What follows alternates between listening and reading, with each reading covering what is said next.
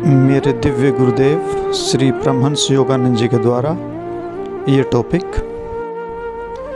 ईश्वर माता और पिता दोनों ही हैं।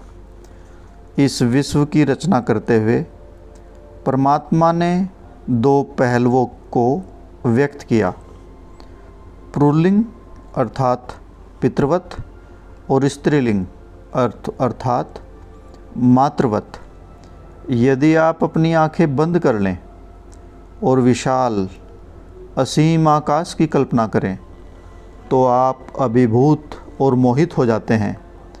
आप केवल विशुद्ध ज्ञान के अतिरिक्त और कुछ अनुभव नहीं करते। वह गुप्त अनंत क्षेत्र जहाँ कोई सृष्टि नहीं है, कोई नक्षत्र अथवा ग्रह नहीं है, केवल विशुद्ध ज्ञान है, वे परमपिता हैं।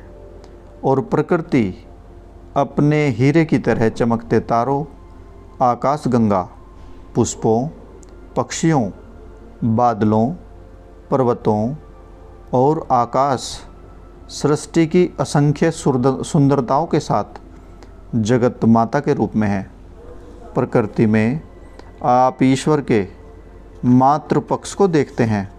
जो भी दिखाई देता है वो ईश्वर का मातृ रूप है, जो सुंदरता, कोमलता, सौम्यता और दयालुता से भरपूर है।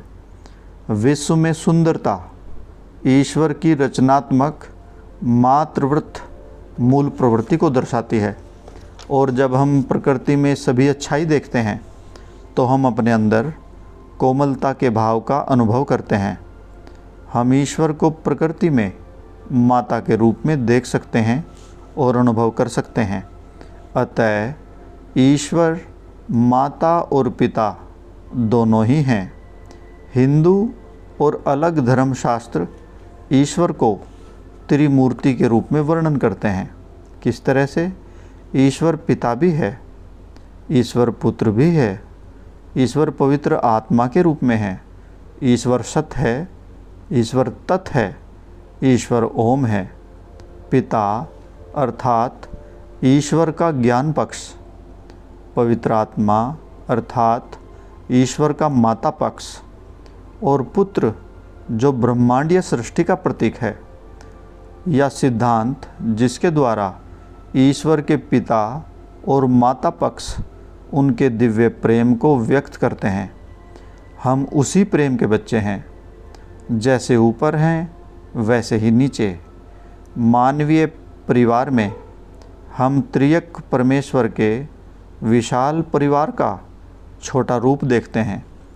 ईश्वर का पितृपक्ष मानवीय पिता में व्यक्त होता है और पवित्र आत्मा अर्थात प्रकृति माता के रूप में व्यक्त होती है। और हम पुत्र बच्चे का प्रतीक हैं, जो पिता और माता दोनों के प्रेम की अभिव्यक्ति है।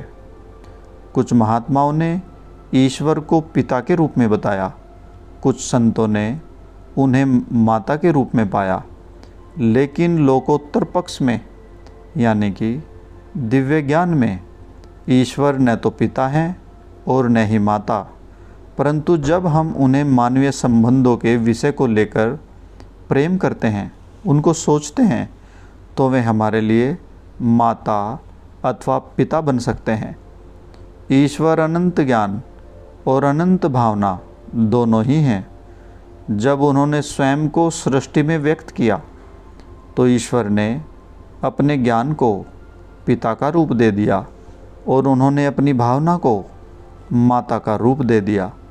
प्रत्येक व्यक्ति अकेला अपूर्ण है, केवल ईश्वर का आधा स्वरूप। क्योंकि पिता तर्क द्वारा प्रभावित होता है और प्रभावित करता भी है, लेकिन माता भावना द्वारा प्रभावित होती है और प्रभावित करती है। पिता बच्चे को तर्क द्वारा नियंत्रित करना चाहता है और माता भावना के द्वारा। माता कहती है, उसे प्रेम से सिखाओ। कभी कभी अधिक प्रेम अच्छा होता है, परंतु यदि आप अत्यधिक मधुरता देते हैं और केवल यही देते हैं तो आप बच्चे को बिगाड़ सकते हैं। कभी कभी थोड़ी सी कठोरता अच्छी होती है, परंतु गलतियां करने पर कठोर दंड बच्चों को केवल और बड़ी गलती की ओर ले जाता है। इसलिए बच्चे के पालन पोषण के लिए माता पिता के द्वारा ईश्वर के दोनों रूप को व्यक्त करना आवश्यक है। उसके परम कल्याण के लिए, बच्चे के परम कल्याण के लिए दोनों ही आवश्यक हैं। प्रत्येक पिता को अपने तर्क को प्रेम